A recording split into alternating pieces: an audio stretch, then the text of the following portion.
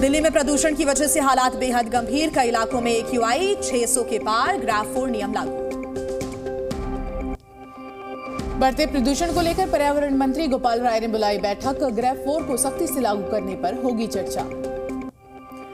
दिल्ली में ट्रकों के प्रवेश पर रोक, निर्माण कार्य पर भी लगा प्रतिबंध। सरकारी और निजी कार्यालयों में 50% कर्मचारियों को घर से काम करने के निर्देश दिए गए। प्रदूषण फैलाने वाले वाहनों पर पूरी तरह से प्रतिबंध।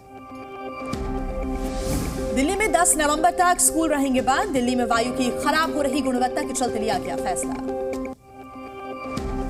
प्रदूषण को लेकर हरियाणा के पंचायत मंत्री ने की किसानों से पराली न जलाने की अपील। बोले धरती की उर्वरक शक्ति होती है कम।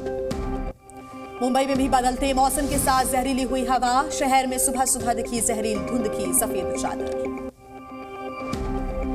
मथुरा में दिवाली से पहले बड़ा फैसला। कृष्ण जन्मभूमि और शाही ईदगाह मस्जिद के पास पटाखों पर प्रतिबंध। इजरायल ने दक्षिणी गाजा पर तेज किए हमले। गाजा में जगह जगह हुआ विस्फोट। उत्तरी गाजा पर भी इजरायल ने दागी मिसाइल। आसमान में देखी गई आग की लपटें। हमास ने इजरायल पर किए ताबड़तोड़ अटैक। इजरायल की ओर दागे गए रॉकेट्स। टेल अवीव में बजा हमले का सायरन। टेल अवीव में सुनाई दी विस्फोट की आवाजें। गाजा में आतंकवादी ठिकानों को तबाह कर रही है इजरायली सेना। हमास के ठिकानों पर हमले हैं जारी। गाजा में वादी ब्रिज के पास हुआ विस्फोट। आसमान में उठता दिखा धुएं का गुबार। गाजा में हमास के आतंकवादियों को निशाना बना रही है इजरायली सेना। IDF का बयान, सैन्य कार्रवाई रहेगी जारी। गाजा में IDF के सैनिकों ने एक घर में दी दबिश। घर से भारी मात्रा में आतंकवादियों के हथियार बरामद। गाजा पट्टी में हमास के लॉन्च पैड के पास पहुंची इजरायली सेना। बच्चों के खेल मैदान के पास तैयार किया गया था लॉन्च पैड। लेबनान पर हमले को लेकर इजरायली सेना का बड़ा बयान। खुफिया जानकारी मिलने के बाद ही हिजबुल्लाह के ठिकानों पर करते हैं हमला। ईरान के सर्वोच्च नेता खामेनेई ने तेहरान में हमास के नेता इस्माइल हनीये से मुलाकात की। हनीये ने गाजा में हालात की जानकारी दी। विदेश मंत्री एस जयशंकर ने ईरानी समकक्ष हुसैन आमिर से बातचीत की। युद्ध विराम और गाजा में मानवीय सहायता पहुंचाने पर हुई चर्चा। इजरायल के PM बेंजामिन नेतन्याहू का बयान, कहा हमास गलत था इसलिए उसे किया जाएगा खत्म। इजरायल के खिलाफ जंग में हमास को पाकिस्तानी नेता का साथ। कतर में हमास नेता हानिया से मिले फजलुर रहमान। जंग में समर्थन का किया बड़ा ऐलान। इजरायल के खिलाफ हूथी विद्रोहियों की तैयारी। यमन में हूथी विद्रोही कर रहे युद्धाभ्यास। फ्रांस ने गाजा के लिए भेजी राहत सामग्री। मिस्र में लैंड हुआ फ्रांस का विमान। गाजा भेजी जाएगी पूरी मदद। अमेरिकी विदेश मंत्री एंटनी ब्लिंकन ने फिलिस्तीन के राष्ट्रपति से मुलाकात की। दोनों के बीच युद्ध विराम को लेकर हुई चर्चा। तुर्की में अमेरिकी विदेश मंत्री एंटनी ब्लिंकन के दौरे को लेकर हुआ विरोध। उग्र हुआ फिलिस्तीनी समर्थकों का प्रदर्शन। सुरक्षा बलों ने दागे आंसू गैस की गोली। तुर्की पहुंचे अमेरिकी विदेश मंत्री एंटनी ब्लिंकन। युद्ध को लेकर तुर्की सरकार के साथ करेंगे चर्चा। इराक के प्रधानमंत्री से मिले अमेरिकी विदेश मंत्री एंटनी ब्लिंकन। बैठक में गाजा संकट को रोकने पर दिया गया जोर।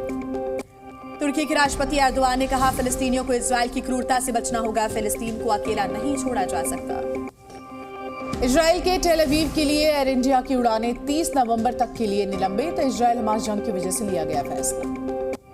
इजरायल में अमेरिका के नए राजदूत नियुक्त किए गए हैं। Jack Liu. इजरायली राष्ट्रपति ने राजदूत से मुलाकात की। ब्रिटेन के पूर्व प्रधानमंत्री बोरिस जॉनसन ने किबुत्ज का किया दौरा। किबुत्ज में 7 अक्टूबर को हमास ने किया था नरसंहार। इजरायल में हमास के हमले में मारे गए लोगों को दी जाएगी श्रद्धांजलि। लोगों की याद में जलाई जाएंगी मोमबत्तियां। मध्य प्रदेश में प्रधानमंत्री मोदी ने भ्रष्टाचार, परिवारवाद और जातिवाद पर कांग्रेस को घेरा। बोले प्रदेश को अपना ATM बनाना चाहती है कांग्रेस पार्टी। मध्य प्रदेश के सिवनी में PM मोदी की रैली। बोले मध्य प्रदेश में बीजेपी की महाविजय तय। राजस्थान के मुख्यमंत्री अशोक गहलोत आज दाखिल करेंगे अपना नामांकन। सरदारपुरा विधानसभा सीट से भरेंगे नामांकन पत्र। मध्य प्रदेश में कांग्रेस पर बढ़े समाजवादी पार्टी अध्यक्ष अखिलेश यादव। कांग्रेस को बताया चालू पार्टी। आज से बिहार विधानमंडल के शीतकालीन सत्र की शुरुआत। जातीय जनगणना की रिपोर्ट की जाएगी पेश। बीजेपी ने सरकार को घेरने की तैयारी। गुजरातियों की मानहानि मामले में सुप्रीम कोर्ट में सुनवाई। बिहार के डिप्टी CM तेजस्वी यादव ने केस को अहमदाबाद से ट्रांसफर करने की मांग की है। ज्ञानवापी पर सुप्रीम कोर्ट में सुनवाई। श्रृंगार गौरी और अन्य देवी देवताओं के पूजा अर्चना के अधिकार वाली याचिका पर होगी सुनवाई। एलविश यादव रेव पार्टी मामले में बड़ी कार्रवाई। नोएडा के सेक्टर 49 थाना प्रभारी संदीप चौधरी लापरवाही बरतने पर लाइन हासिल। रेव पार्टी से जुड़ा ऑडियो सामने आया। मुख्य आरोपी राहुल सांपों के जहर की खरीदारी की बात कर रहा है। अयोध्या में दीपोत्सव से पहले light and sound show trial, तकनीकी खामियों की जांच की गई। उत्तराखंड के 3 दिवसीय दौरे पर कांग्रेस नेता राहुल गांधी। रविवार को राहुल ने किए बाबा केदार के दर्शन। गुजरात के वलसाड में कागज फैक्ट्री में लगी भीषण आग, फैब्रिक की गाड़ियों ने आग पर काबू पाया। हरदोई में सुहेलदेव समाजवादी पार्टी राष्ट्रीय अध्यक्ष ओपी राजभर का बड़ा बयान। बोले समाजवादी पार्टी डूबती नैया, जिसको मरना है वही इसमें बैठे।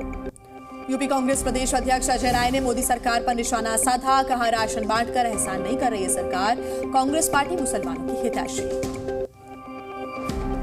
प्रयागराज पहुंचे यूपी सरकार में मंत्री नरेंद्र कश्यप का बड़ा दावा। बोले 2024 के चुनावों में बीजेपी जीतेगी सभी 80 सीटें। समाजवादी पार्टी का यूपी में नहीं खुलेगा खाता। CM Yogi Adityanath social media x पर देश के दूसरे सबसे चर्चित नेता बने, कई दिग्गजों को पीछे छोड़ा। बद्रीनाथ धाम पहुंचे पंडित धीरेन्द्र शास्त्री। भगवान बद्री विशाल की पूजा अर्चना कर लिया आशीर्वाद। यूपी के लखीमपुर खीरी में लचे हाथ के आरोपी जोहिद अख्तर की दुकान पर चला बुलडोजर। पीडब्ल्यूडी की जमीन पर बनाई थी दुकान। झारखंड के बोकारो में मंदिर पर हुए हमले का हिंदू संगठनों ने किया विरोध। आरोपियों के खिलाफ कड़ी कार्रवाई की मांग। यूपी के बाराबंकी में असगर देख ग्रामीणों में मचा हड़कंप। सूचना मिलने के बाद पहुंची वन विभाग की टीम। अमेठी में सरकार के आदेश के बाद भी वीआईपी कल्चर नहीं भूल रहे जिले के अधिकारी। प्राइवेट गाड़ी में नीली बत्ती लगाकर घूम रहे तहसीलदार। बांग्लादेश और श्रीलंका के बीच आज खेला जाएगा महामुकाबला। दिल्ली के अरुण जेटली स्टेडियम में दोपहर 2 बजे शुरू होगा मैच।